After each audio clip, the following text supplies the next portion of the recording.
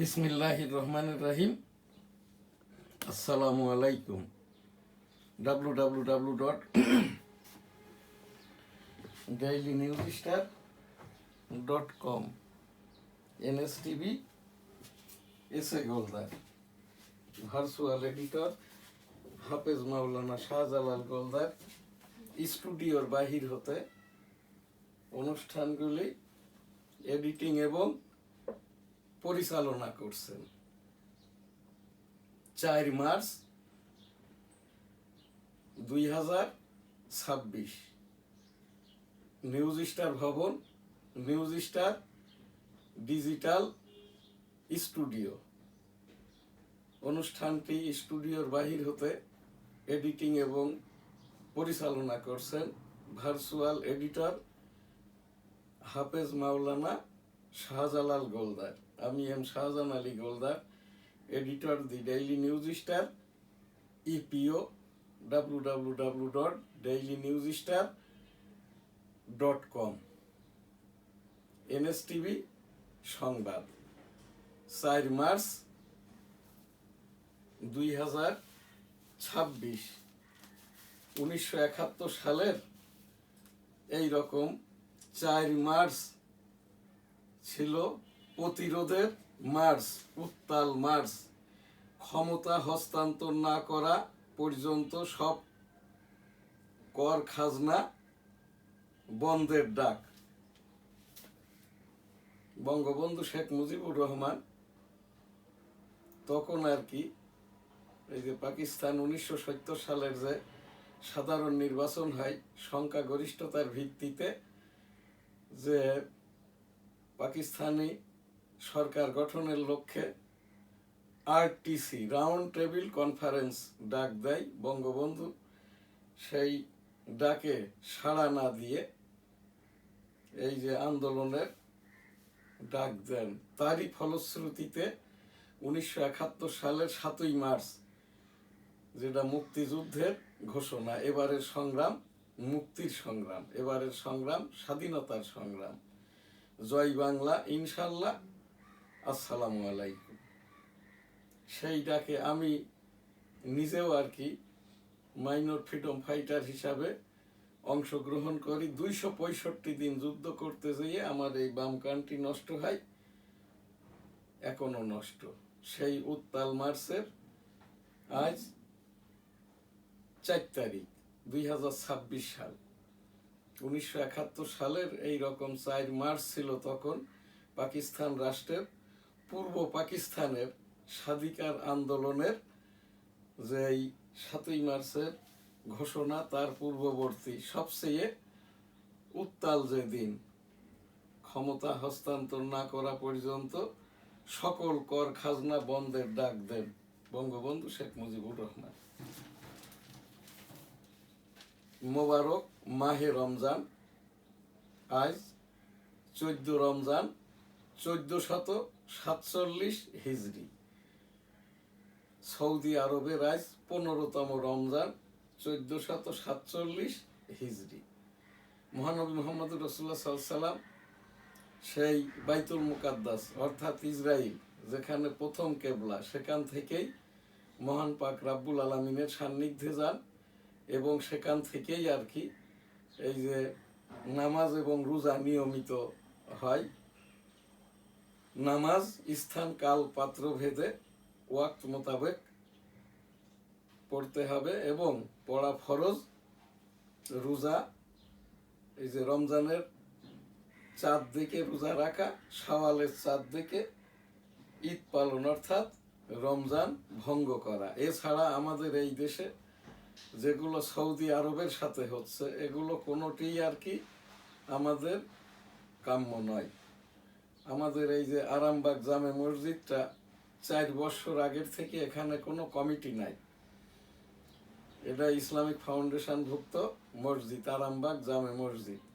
এখানে ওই জায়ানিস্ট ইহুদিরা, লামাজাহিবেরা, উহাবিরা, খারেজিরা, এই যে আহলে সুন্নত জামাত এই আরামবাগ মসজিদটা দখল করে নিয়েছে। এরা তো জুমার দিন 11টা 59 মিনিটে আজান দেয়, এরপরে আবার একাধিক আজান, তারপরে বাংলায় খুতবা পড়ে, এরপরে আর কি নানাবিধ রকমের যে ফেতনা ফেসাদ এখানে সৃষ্টি হয়। এখন যেটা রমজান উপলক্ষে শুরু করছে, এখানটায় আর কি ইফতার শুরু হওয়ার সময় শুরু হওয়ার আমাদের যেটা জাতীয় টেলিভিশন রেডিও, এখান থেকে 1 মিনিট আগে আর কি এখানে আজানটা দেওয়া হয়। সেহেরি খাওয়ার শেষ সময় হওয়ার 4 মিনিট আগে আর কি এখানে এই যে সময় শেষ করে, এবং ফজর নামাজ বাইতুল মুকাররম যখন হয় তার 4 মিনিট আগে আরামবাগ মসজিদে এই যে এখানে রেগুলার আমি এখানকার, আমার এই বাড়ি নিউজ স্টার ভবন, খরিদ 1992 সালে। সেই থেকে এই পর্যন্ত আমি এই 4 বছর বাদে আরামবাগ মসজিদের রেগুলার মুসল্লি ছিলাম। কিন্তু এই সকল কিছু আমরা হানাফি মাযহাব সুন্নি কওম মুসলমান, নামাজ বাইতুল মুকাররমের মতো ছাড়া অন্য কোথাও হলে আমি গোলদাস সিটি জামে মসজিদ, গোলদাস সিটি বেনাপোল সিটি যশোর এর এই যে প্রধান মোতোয়াল্লি, সেই হিসাবেই আর কি আমি এনএসটিভির সংবাদ থেকে এইটা এখানে অভিযোগ আকারে উপস্থাপন করছি। ইসলামিক ফাউন্ডেশন বরাবর, ধর্ম মন্ত্রণালয় বরাবর এই রকম যে সকল মসজিদে হচ্ছে, বাংলাদেশে এখন মসজিদ, জুমা মসজিদের সংখ্যা 5,60,000।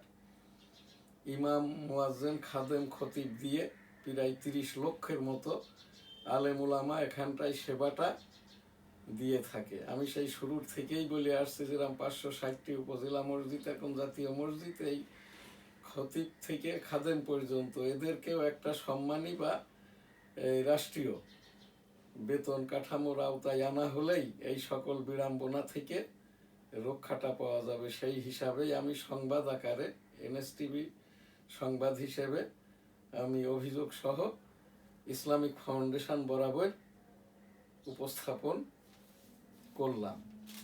দুই পক্ষ অনার ধ্বংসযজ্ঞ চলছেই।